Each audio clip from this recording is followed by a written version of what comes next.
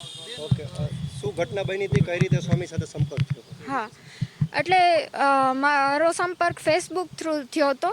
એમાં એવું હતું કે મારા સગા હતા, એના જે છોકરાઓ હતા એ તે જ ગુરુકુલમાં ભણેલા, અને એમને મને ફ્રેન્ડ રિક્વેસ્ટ મોકલી હતી. તો મેં જોયું કે ભાઈ જાણીતા છે, એમના સંપર્કમાં છે, તો સારા વ્યક્તિ હશે.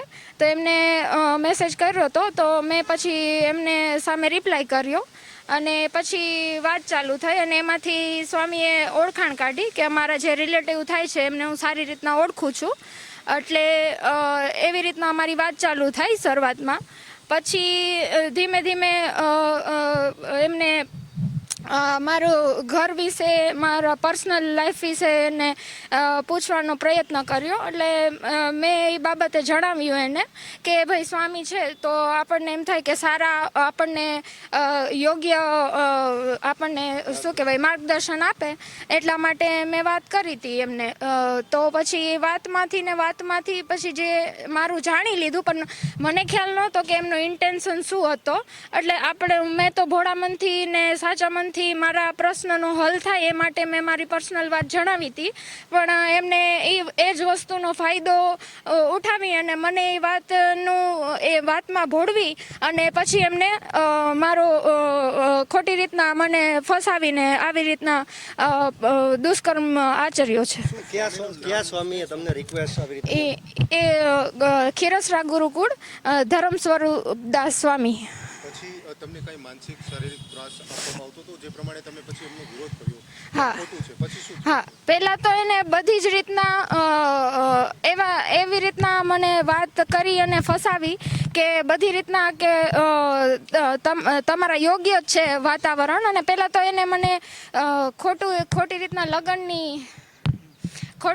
રીતના લગ્નની વાત કરીને ફસાવી. પહેલાં જે પર્સનલ વાત કરી અને જે રીતના કે તમારે જે રીતના યોગ્ય મારે ત્યારે લગ્નની વાત ચાલતી હતી, પણ મારે થોડીક શું કહેવાય વિચાર હતો કે ભાઈ મને સારો વ્યક્તિ મને મળે જે જિંદગીમાં ક્યારેય ખોટું ના કરતા હોય. અને તો એમ કે એ વાતમાં એને જણાવ્યું કે હું જોતી હતી ત્યારે મારા શું કહેવાય આપણે આવતા હતા મને માંગાએ, પણ એમાં શું કે મને હજી યોગ્ય નહોતા લાગતા. પણ એ બાબતે મેં સ્વામીજીને ચર્ચા કરી હતી. તો એને એવી રીતના મને ફસાવી કે આ દુનિયામાં છે ને તમે જે રીતના વિચારો છો, જેટલું આધ્યાત્મિક રીતને અને સત્ય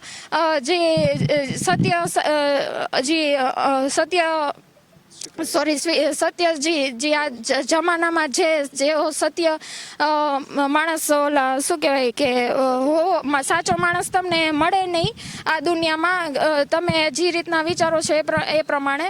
પણ કે તમારા જેવા વિચાર છે, મારા બી એ ટાઈપના જ વિચાર છે. અને તમે જેટલું જોશો તમને યોગ્ય નહીં લાગે કોઈ છોકરા. અને તમારા વિચાર સેવાના, ધર્મ કર્મના ને જે યોગ્ય સાચી સત્ય અને અનુરૂપ તમે જે જીવન જીવવા માંગો છો એ પ્રમાણે તો હું તમારા ને મારા વિચાર એક સમાન છે.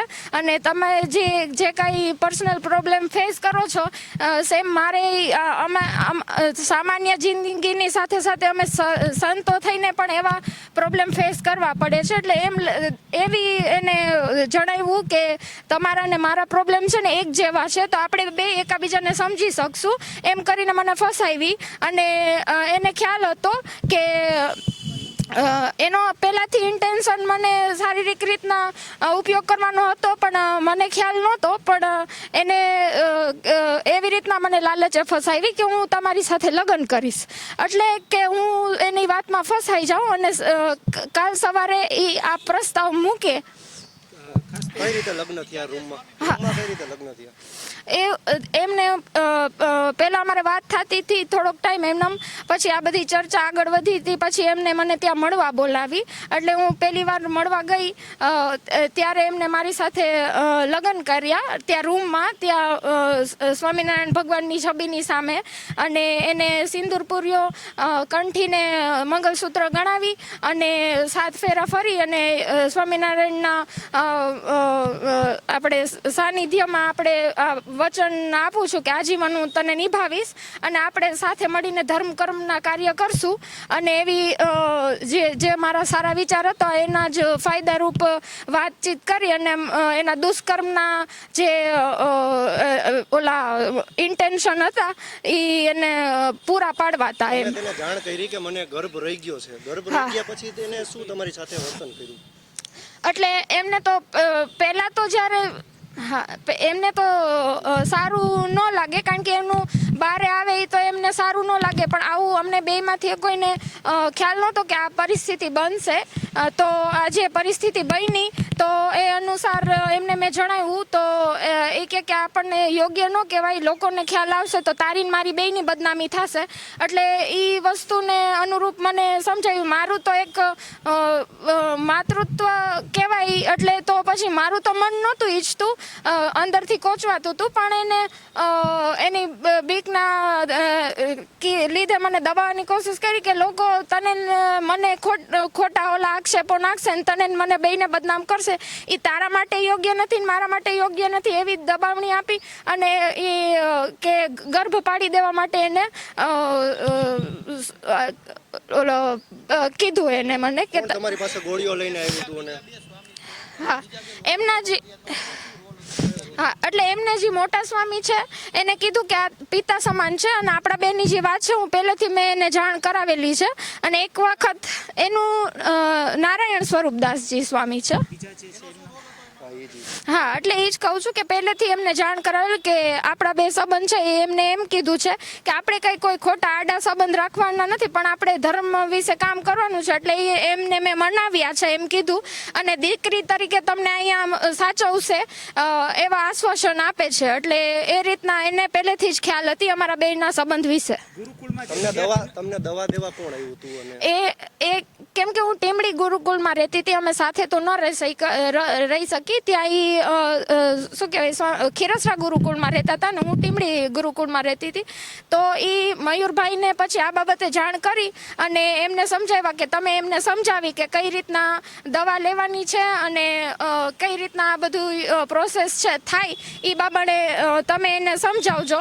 એટલે પછી એ મને આવ્યા દવા આપવા અને બધું સમજાવ્યું અને મને એ પિલ્સ અને એની સાથે જે કમજોરી ના આવે એના માટેની એક સિરપ એમને મને આપી હતી. શું તમારી માંગ છે અત્યારે? માંગ છે કે જે રીતના ખોટી બાબતે છોકરીઓને ખોટી રીતના ફસાવાના ધંધા આદરે છે અને જે તમારા ઇમોશનલી ખોટા ઓલા બ્લેકમેલ કરીને ને ખોટી રીતના ફસાવીને જે ધંધા કરે છે, તમારા જે આ પરિસ્થિતિના ઉપયોગ કરીને જે ફસાવે છે, બસ આવા લોકોને સજા થવી જોઈએ. ખાસ તો ગુરુકુળમાં કઈ પ્રકારની સ્થિતિ હતી, શું કહેશો? બીજી વિદ્યાર્થીઓ સાથે કઈ રીતે ચેડા? એટલે મેં અંદર ત્યાં રહીને એટલું જાણવાની કોશિશ કરી કે પહેલાં બી એવું બની ગયું છે અને હું જ્યારે હતી અને ત્યારે જ મેં જોયું કે મારા સિવાય પણ બીજી છોકરીઓમાં એને રસ ધરાવ્યો, મારી જ સામે ખરાબ નજરથી જોતા અને એમને ફસાવાના ધંધા કર્યા છે અને મેં છોકરીઓને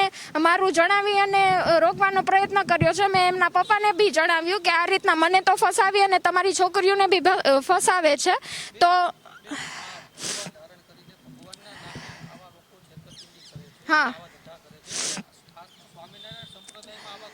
હા આ સંપ્રદાય વિશે તમે શું કહેશો? કેમ કે આ વારંવાર તમે એક પીડિત નથી, આવા અનેક પીડિતો છે કે જેને સાથે આ પ્રકારની ઘટના બની છે. હા આવા સંપ્રદાયના લોકો સામે કેવા પગલાં લેવા જોઈએ? શું તમે માનો છો આવા સંપ્રદાય? હું તો કહું કે જે આ કાર્યવાહી થાય એમાં જે કંઈ એમના જે બળાત્કારીના આરોપી વિશે જે કંઈ સજા છે એ ઓછી કહેવાય. આ લોકોને એકવાર ફાંસીની માંગ કરો ને તો આ બધું અટકે. કારણ કે આજે આજે એમના વિશે જે કાર્યવાહી થાય છે એ ઓછી કહેવાય. મારા મત મુજબ એમને છે ને ફાંસી થવી જોઈએ. હા એટલે અડકતરી રીતના એ મને દબાણ તો પહેલેથી જ કરવાનું ધમકીઓ આપી છે, પહેલેથી જ મને આપી છે અને એમાં મારા જ સગા અમુક એના સાથે જોડાયેલા છે અને અમુક સારા બી છે જે મને મદદ કરે છે, બધા એવા નથી. પછી એમાંથી પાડોશી બી છે મારા, પછી જે જે હું પાર્લર કરતી હતી પહેલાં ઘરે, તેમાંથી અમુક કસ્ટમર બી છે. એટલે એમાં બધા તો મળેલા નથી, બટ અમુક લોકો એની સાથે મળેલા છે અને અમુક મારો સપોર્ટ કરે છે. હા,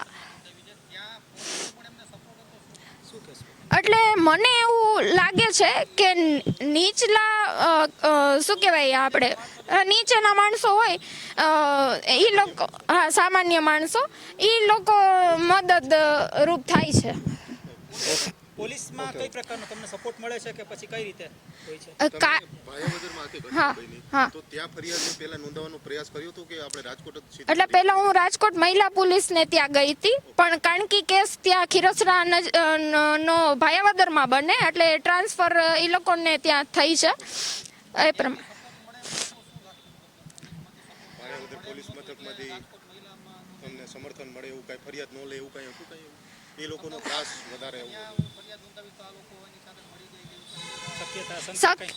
શંકા તો એવી હતી, પણ પ્રોસેસ તો ચાલે છે. આપણે બધાનું ઓલું ના કહી શકીએ, પણ શક્યતા છે એવી એમ. કારણ કે હજી જે સ્વામીઓ છે તે પકડાના નથી. શું હા, એટલા માટે જ બોલવા દો. હા, એટલા માટે જ મને શંકા થઈ હતી કે ભાઈ આ બધી જાણ એમને ક્યાંથી મળે છે, કારણ કે હું તો અહીંયા રાજકોટથી એમને FIR કરી હતી અને એમને ત્યાં ખીરસરામાં કઈ રીતના ખ્યાલ આવે, એટલે અંદાજો મને આવી જાય કે ક્યાંક આ બધા નેટવર્ક મળેલા છે એમ. તમને લાગે છે કે ખૂબ જ ટોચ ધરાવે છે ક્યાંક ને ક્યાંક અવરોધ? હા, એમને પહેલા જ મને ધમકી આપેલી કે તું જો વિરોધ કરીશ તો તારા માટે સારું નહીં રહે, અને બતાવેલું જ છે કે મારે એને ત્યારે કીધેલું જ કે આવું તો મેં પહેલાંય કરી લીધું છે અને કેસય થયા છે, પણ એમાં છે ને કાંઈ મારું કોઈનું આવ્યું નથી અને તું કરીશ તો તારું કાંઈ આવશે નહીં. એટલે તે એ ત્રણેય જણા ત્યાં મને બોલાવી અને પછી કીધું કે તું સમજી જા અને શાંતિથી તું અહીંયા રહે, અમે તને નડશું નહીં, પણ જો તું આ વિશે કોઈને જાણ કરીશ તો તને ખેર નથી, તને જ તકલીફ થાય, હમણાં અમારું તો કાંઈ થશે નહીં.